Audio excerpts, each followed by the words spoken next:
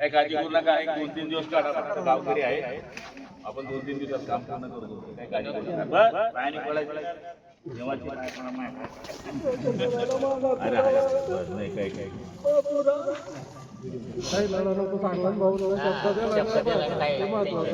काही काळजी करू नका.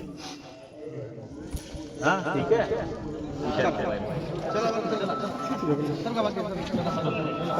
भाऊ काय सांगणार आहे आज या ठिकाणी बोलाने या गावामध्ये एका गरीब कुटुंबाचा परिवार पूर्ण आज आगीमुळे घर जळून खाक झालेलं आहे, परिवार पूर्ण रस्त्यावर आला आहे, मात्र आपण या ठिकाणी त्यांना एक मदतीचा हात म्हणून पुढे आलेला आहे. एकदम गरीब परिवार आहे आणि त्यांच्या परिवारामध्ये हे भयानक मोठं नुकसान झालेलं आहे. पहिलेच ते पत्र्याच्या घरामध्ये राहतात आणि मोलमजुरी करून उदरनिर्वाह करणारा हा कुटुंब आहे.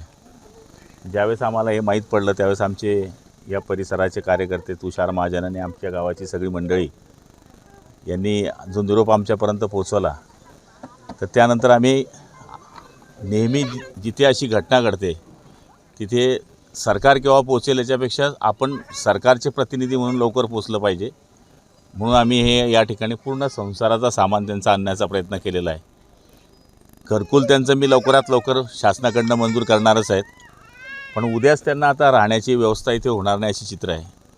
तर 3 दिवसामध्ये 4 दिवसामध्ये एक नवीन टेक्निक निघालं आहे. त्या टेक्निकमध्ये आपण सिमेंट ब्रेक त्याला म्हणतात, त्या पत्राचं घर आपण लगेच त्यांचं उभं करू आणि या पावसाळ्यामध्ये ते त्यांच्या घरामध्ये राहतील अशा पद्धतीची आम्ही तयारी केलेली आहे. आणि मला तरी असं वाटतं की नंतर मदत करणे, तोपर्यंत त्या लोकांनी करायचं काय, त्याच्यामुळे किराणा असेल, त्यांचे जीवनाच्या ज्या सगळ्या वस्तू लागतात त्या सगळ्या वस्तू आम्ही आणण्याचा या ठिकाणी प्रयत्न केलेला आहे.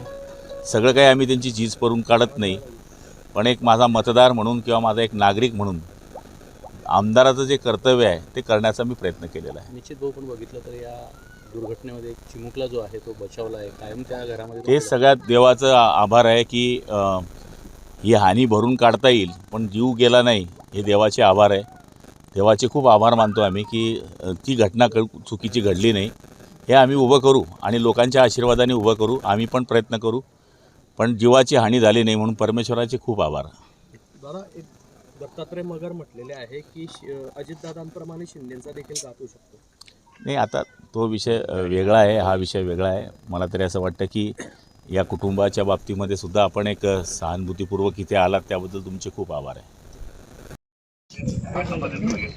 8 नंबर उतारा आहे, घरकुल लगेच मंजूर करायचं आहे. हां, 8 नंबरचा उतारा त्यांच्याकडे आहे. आम्ही आता तातडीची मदत आमच्या परीने केलेली आहे.